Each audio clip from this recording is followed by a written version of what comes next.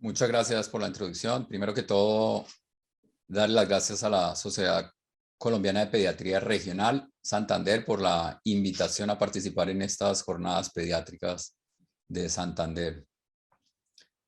Empezar diciendo que hasta hace un par de años la evaluación por imágenes de los vasos linfáticos centrales era limitada principalmente debido a las dificultades en la introducción del material del contraste en los conductos linfáticos. Con la introducción de nuevos métodos de imágenes se ha logrado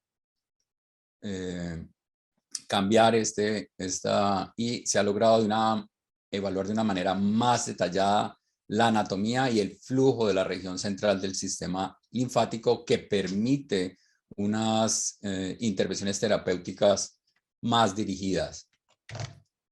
Los objetivos de la presentación hoy son discutir la anatomía, la fisiología del sistema linfático, revisar estas nuevas técnicas de imágenes utilizadas en la evaluación del flujo del sistema linfático, de los linfáticos, de los canales linfáticos centrales, y describir el papel de los métodos de imágenes en el diagnóstico y en el manejo de estos trastornos del flujo linfático. Empezar inicialmente esta presentación recordando algo de la fisiología. El sistema linfático desempeña un papel muy importante tanto en la regulación del sistema inmune como en el transporte de grasas, ácidos grasos, proteínas, metabolitos, macromoléculas, y tiene un componente esencial del sistema circulatorio, absorbiendo el exceso de líquido en el intersticio de los tejidos y llevándolo a las venas. Esto es básicamente el sistema de las imágenes que vamos a revisar, el sistema circulatorio linfático. Recordemos que aproximadamente el 90% del líquido que entra al lecho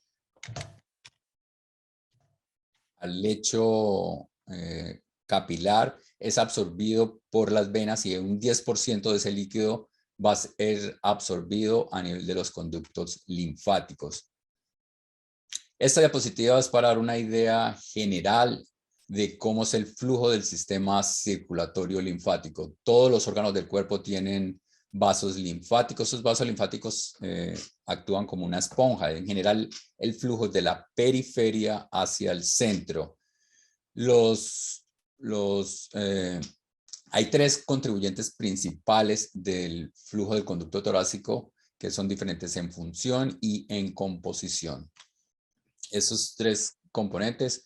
El primero es el sistema linfático de los tejidos blandos, que absorbe el exceso de líquido en el intersticio. El segundo, el sistema linfático intestinal, que absorbe la grasa de la dieta. Y por último, el sistema linfático hepático, que transporta proteínas del hígado hacia la circulación.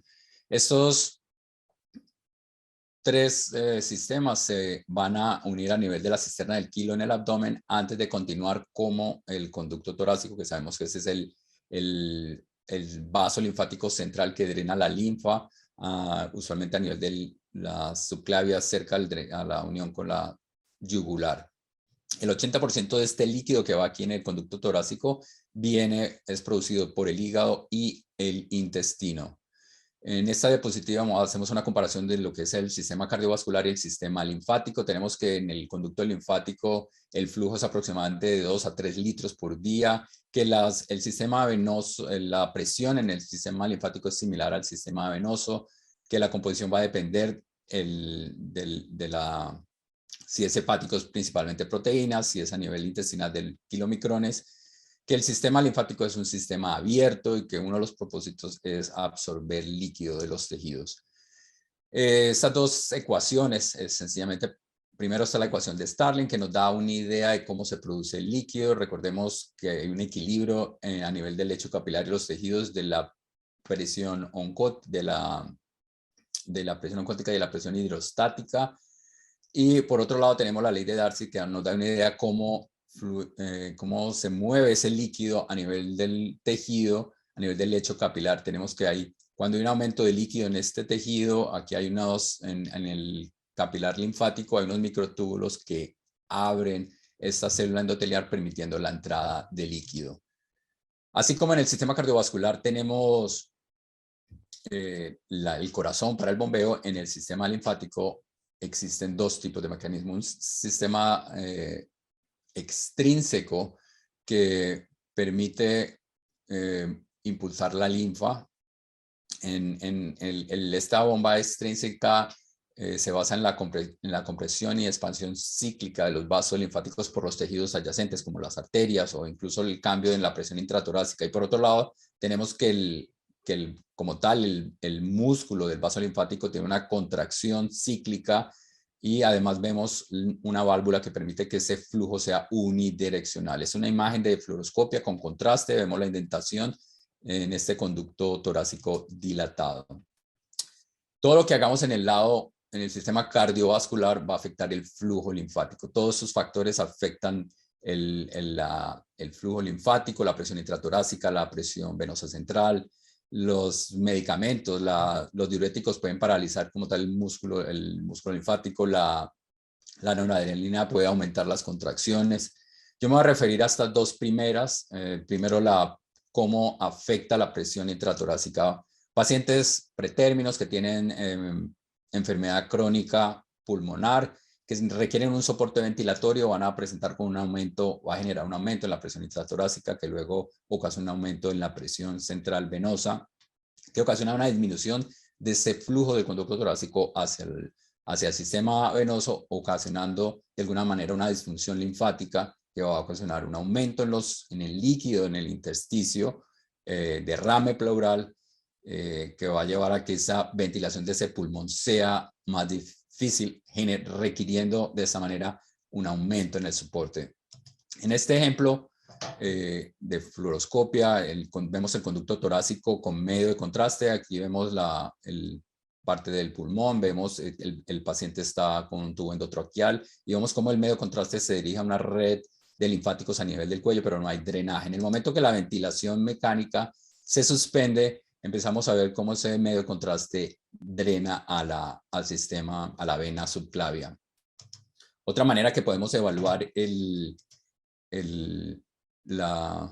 drenaje del conducto torácico a nivel de su desembocadura en la vena es con imágenes por ultrasonido. Estas son imágenes de ultrasonido con medio de contraste. Vemos que hay un PPEP de 20, aumento en la presión intravenosa y el drenaje es mínimo. En el momento que nuevamente suspendemos, para la ventilación mecánica, vemos cómo ese flujo a través que viene del conducto torácico aumenta al disminuir la presión venosa. Por segundo, otro factor que vemos que afecta el sistema linfático es el aumento en la presión venosa. Pacientes con cardiopatía que han tenido cirugía, sus pacientes en general tienen una presión venosa elevada, que va a ocasionar dos cosas. Uno, aumento en la producción de linfa y por otro lado, una disminución en el drenaje, que va a llevar no a todos los pacientes que haya una circulación retrógrada hacia el intersticio o hacia el espacio pleural.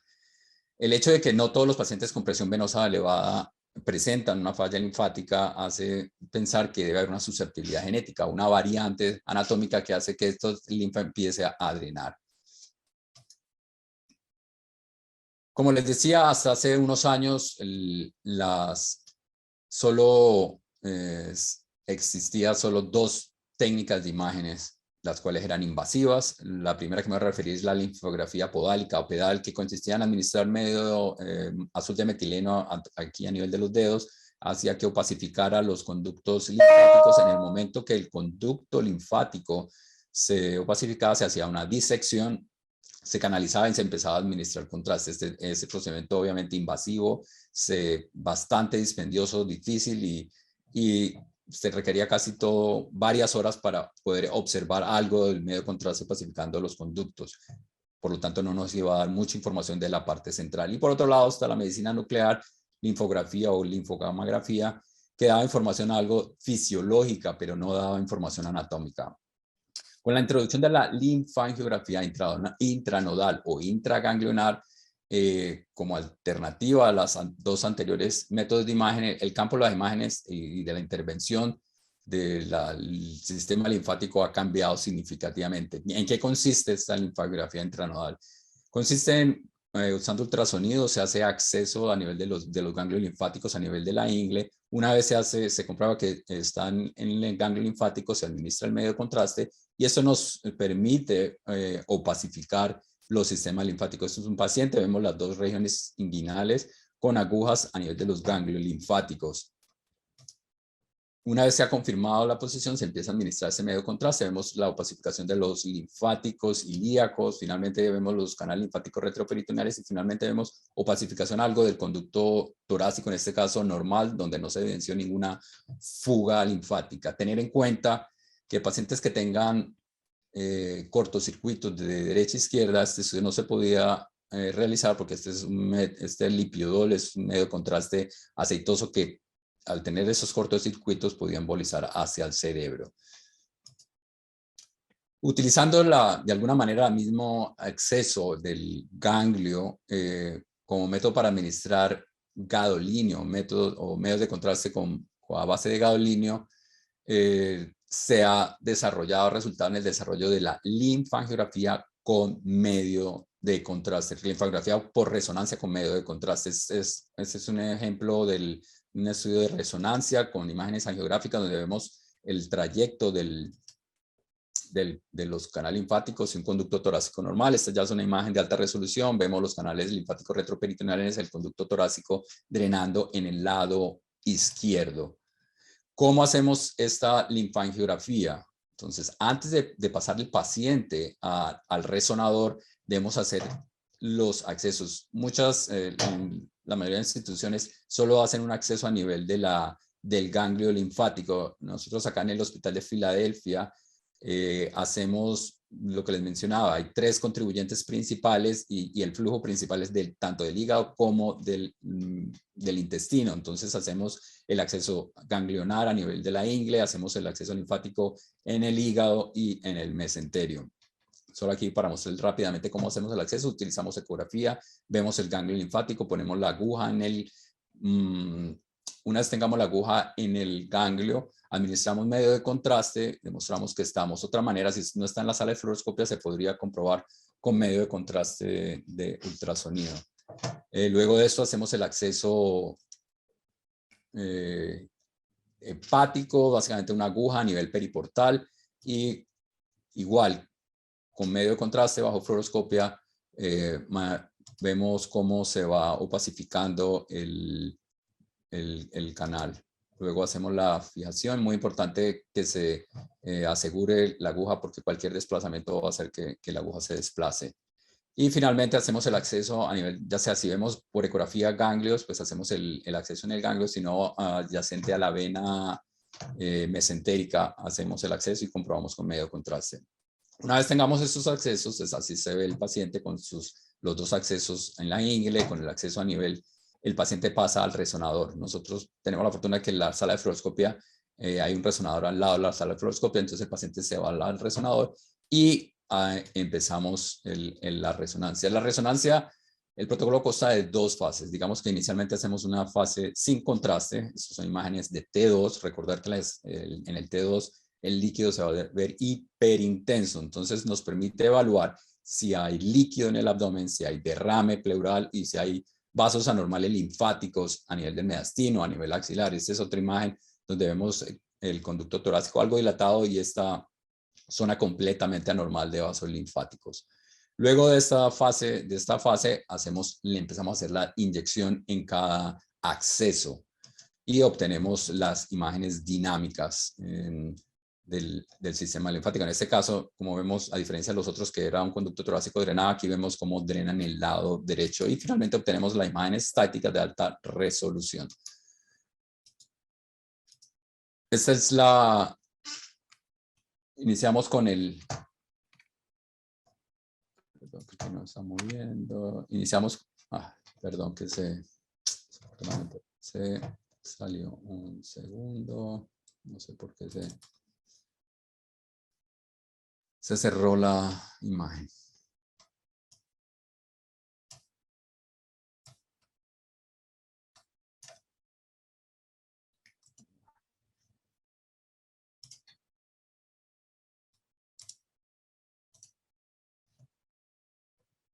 Ok, nuevamente ahí estamos, esperemos que no se cierre nuevamente. Entonces vemos con el acceso a nivel intestinal, vemos la pacificación de los ganglios mesentéricos y la pacificación del conducto torácico. Y en esta administración a nivel del hígado y finalmente a nivel del acceso, hacemos la administración del medio contraste desde la ingle. Ahora voy a proporcionar una descripción general cuáles son esos trastornos del flujo linfático. Tenemos que la mayoría de los trastornos del flujo linfático dan como resultados, están relacionados, uno, con fugas linfáticas traumáticas, con aumento en la producción de líquido, con anormalidades en la conducción o linfedema. La mayoría de estos trastornos dan como resultado anormalidades en la perfusión. Las manifestaciones de hallazgos van a ser variados dependiendo de la localización anatómica de la etiología. Entonces tenemos el quilopericardio en el corazón, en el abdomen podemos tener ascitis quilosa o proteína perdedora de enteropatías, podemos tener el quilotórax en el tórax y así sucesivamente.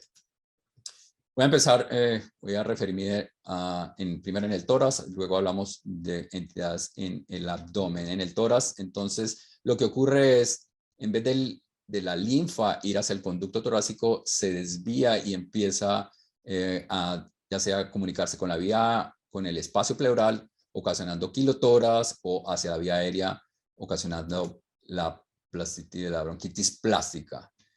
¿Qué es el quilotórax? Sabemos que es la acumulación de los kilometrones del kilo dentro del espacio pleural. Podemos clasificarlos como traumáticos, no traumáticos. Dentro de las causas no traumáticas se incluyen malformaciones pulmonares congénitas.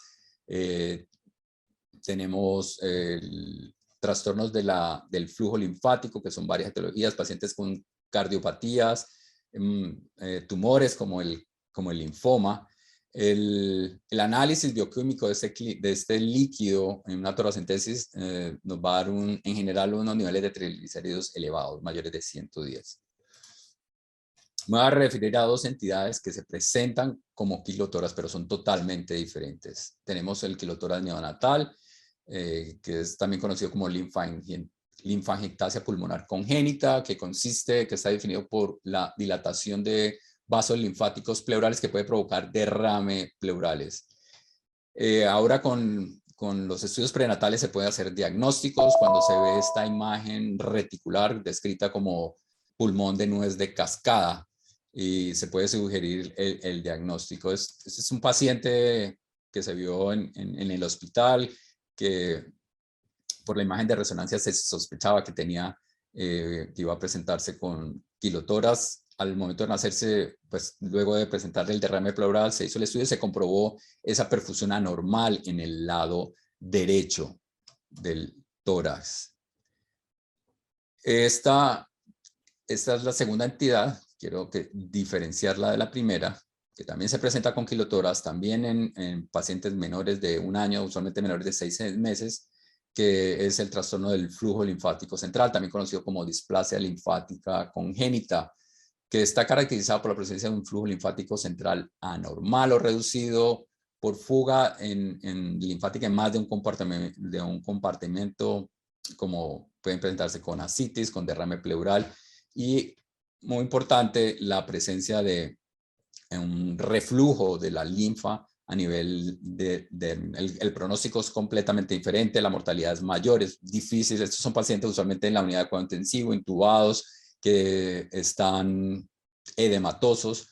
Este es un ejemplo de un paciente después de cirugía de trasplante de corazón. En la imagen de todos vemos el edema subcutáneo, se observa derrame pleural, ascitis. En las imágenes dinámicas pues apreciamos la perfusión anormal aquí ya en la imagen estática vemos la perfusión, el líquido, el medio contraste en el espacio pleural, la perfusión anormal en el pulmón izquierdo y toda esta perfusión a nivel de la dermis. Hay diferentes tipos, no sencillamente para mostrar que hay diferentes etiologías. Pueden ser síndromes genéticos que se presentan con este tipo de disfunción o de trastorno del flujo linfático central. Aquí característicamente en los pacientes con Noonan se ve este flujo intercostal. A veces puede ser la razón de esta causa puede ser porque sencillamente no hay una comunicación entre los conductos linfáticos y la vena. A veces existe la comunicación, pero a pesar de que existe, hay una obstrucción fisiológica. En este caso, un paciente nuevamente con una displasia broncopulmonar, con una presión intratorácica alta, que ocasiona una obstrucción funcional, ocasionando reflujo y perfusión en la dermis. Ahorita voy a referir, ya hablamos del quilotórax, vamos a hablar de otra entidad. No sé por qué nuevamente qué pena que nuevamente me ha sacado esto. Se está cerrando la presentación. Ok.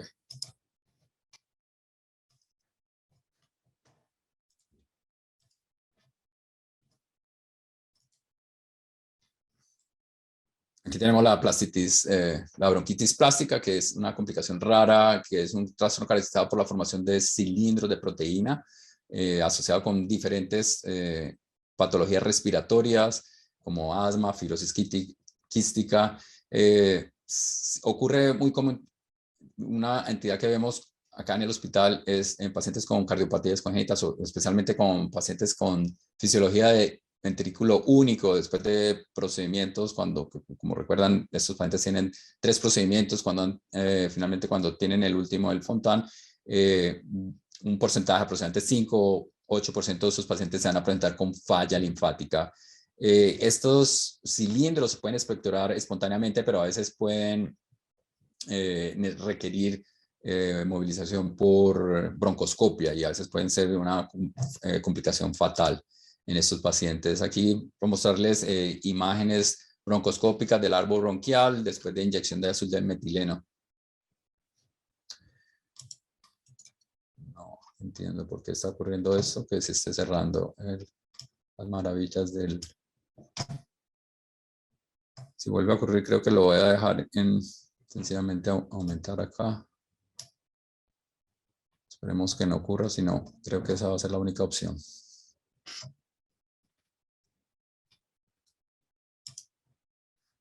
Ay, Dios. Bueno, este es mostrar un ejemplo de un paciente que tiene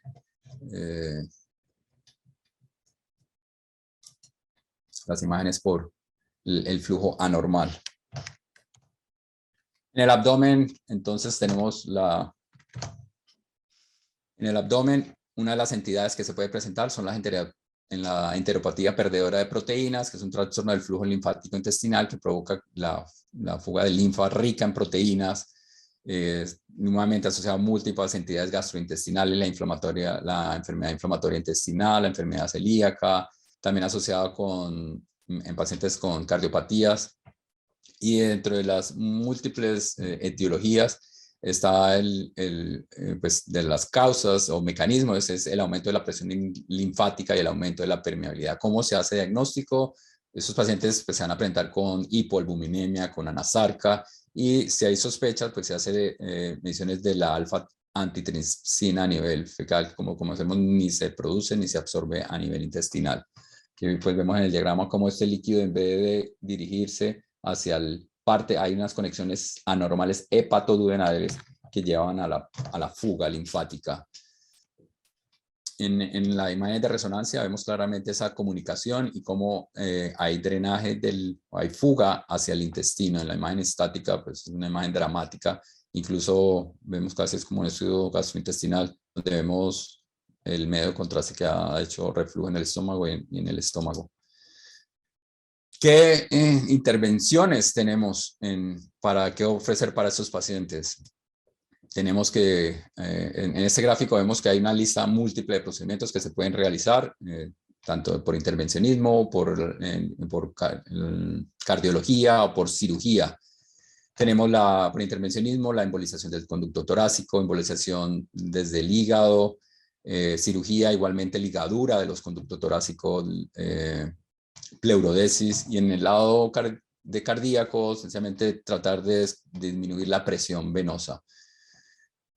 Rápidamente mostrarles como ejemplos de pacientes que, pues, que pueden tener un beneficio de la terapia por intervencionismo. Es un paciente que luego de fallar el tratamiento médico, se le hizo una embolización desde la región ganglionar, se hace con lipiodol. Sencillamente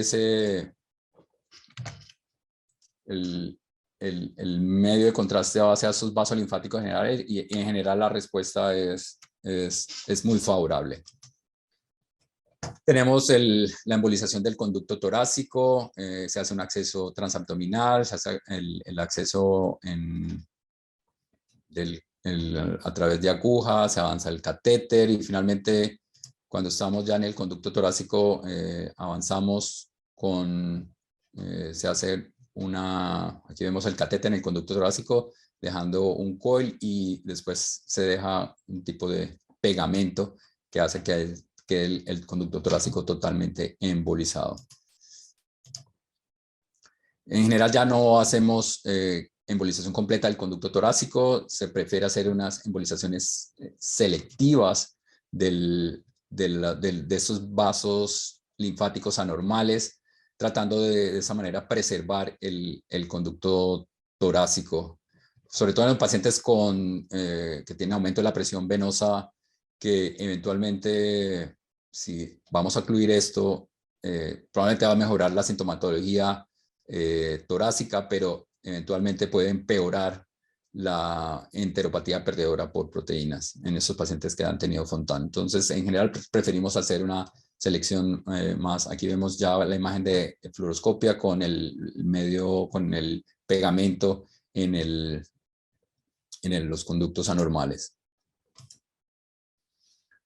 Un ejemplo, cómo hacemos la embolización del hígado, usualmente lo hacemos con la ayuda también de los endoscopistas.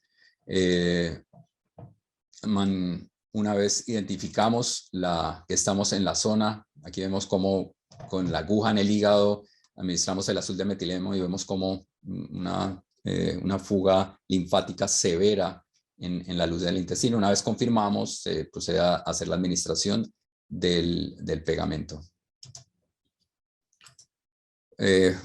Solo para mostrar un ejemplo de un paciente que se le hizo un tratamiento quirúrgico en combinación en la sala híbrida con intervencionismo, un paciente que tenía una cardiopatía, una transposición de los grandes vasos, luego de la cirugía cardíaca presentó derrame, ascitis, bastante edema, confirmando un trastorno del flujo linfático central. Se demostró que el paciente tenía una oclusión del conducto torácico por la presencia de oclusión de la vena subclavia. Se decidió llevar a ese paciente a cirugía, hacer una anastomosis del linfático con un vaso colateral venoso y vemos aquí cómo se restablece ese flujo del conducto torácico a la vena. Aquí, pues, comprobando con la administración del medio de contraste del conducto torácico, vemos cómo está patente esta anastomosis. Este paciente antes de la anastomosis y vemos cómo mejoró significativamente después de la anastomosis. Muy importante tener en cuenta que no todo es ligadura de torácico, no es solamente intervenciones quirúrgicas o intervenciones pues por métodos de intervencionismo por radiología.